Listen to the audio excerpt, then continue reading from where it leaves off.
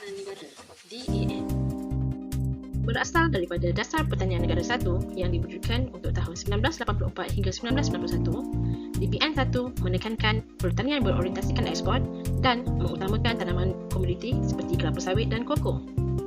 Dasar Pertanian 2 yang diwujudkan untuk dilaksanakan dalam tahun 1992 hingga 1997 memberi perhatian terhadap peningkatan produktiviti, kecekapan dan persaingan dalam pertanian. Semasa pelaksanaan DPN 2, tanaman ladang diluaskan kawasan penanamannya. Seterusnya, Dasar Pertanian 3 diwujudkan dan dilaksanakan dalam tahun 1998 hingga 2010. DPN 3 memberi tumpuan dalam meningkatkan daya saing sektor pertanian berikutan liberalisasi perdagangan antarabangsa. Dasar Agromakanan Negara 2010 hingga 2020 diwujudkan untuk dilaksanakan dalam tahun tersebut dan bakal diperbaharui dengan Dasar Agromakanan 2.0 atau DAN 2.0. Objektif penubuhan dan pelaksanaan Dasar Agromakanan Negara adalah untuk menjamin bekalan makanan yang mencukupi, meningkatkan tahap pendapatan kumpulan sasar dan menjadikan industri agromakanan berdaya saing dan mampan. Kenaikan harga barangan makanan dalam tahun 2008 dan peningkatan jumlah bilangan penduduk di Malaysia menyebabkan tercetusnya Dasar Agromakanan Negara yang pertama, iaitu jaminan bekalan makanan yang cukup, boleh dapat, selamat dan mampu beli. Ini adalah bagi meningkatkan akses dan permohonan makanan, seterusnya menjamin harga, keselamatan dan khasiat makanan. Seruan dalam pembangunan komuniti dan aktiviti nilai tambah diberi perhatian dalam DAN dengan Dasar Pembangunan Pertanian Nilai Tinggi.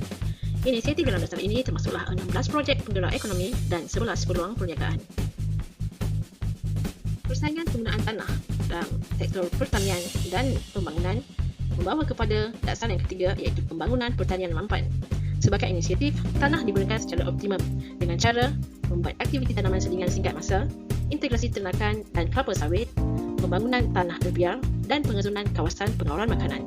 Dasar keempat DAN diwujudkan, iaitu kluster pertanian dinamik dan memaksimumkan penjanaan pendapatan. Dalam usaha mencapai dasar yang keempat ini, inisiatif yang dijalankan termasuklah sokongan pengeluaran komoditi makanan, pengukuhan khidmat logistik, pewujudan dan pengukuhan infrastruktur dan infostruktur, meningkatkan daya saing dan pengukuhan maklumat pasaran. Dasar Agromakanan Negara yang kelima adalah pelaburan swasta pembangkit transformasi moden. Pelaburan dalam sektor pertanian kurang memerasakan atas faktor risiko tinggi, tempoh matang yang panjang, proses perolehan tanah yang rumit dan tawaran kurang menarik.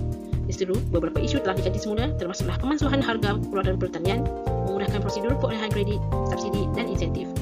Sebagai inisiatif, pengenalan kepada beberapa skim telah dikenalkan seperti skim insurans pertanian, skim jaminan pinjaman dan mempergiat promosi dan program PKS. Dasar keenam, modal intan pertanian, bestari dan berinformasi.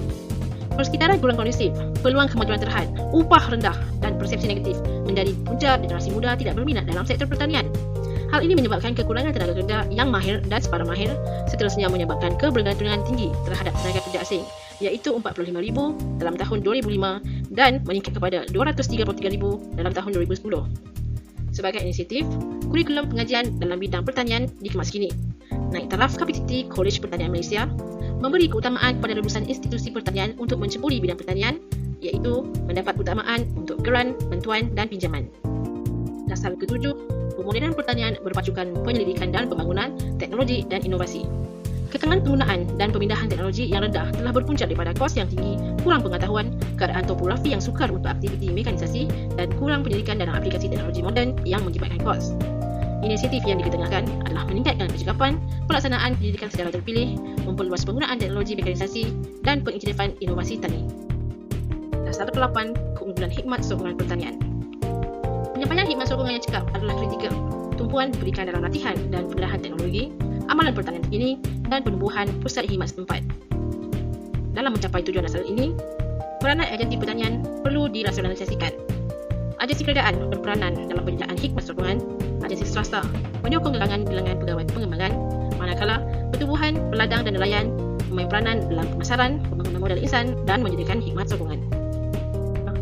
Dasar Agromakanan Negara 2.0 telah mula dirangka yang bakal dilancarkan dalam tahun 2021 yang akan mempercepatkan proses pemodenan dalam sektor agromakanan sekaligus mengurus permintaan dan penawaran bekalan makanan negara. Sasarannya adalah untuk menjamin sekuriti makanan dan meningkatkan sumbangan kepada pendapatan golongan sasar dan ekonomi negara.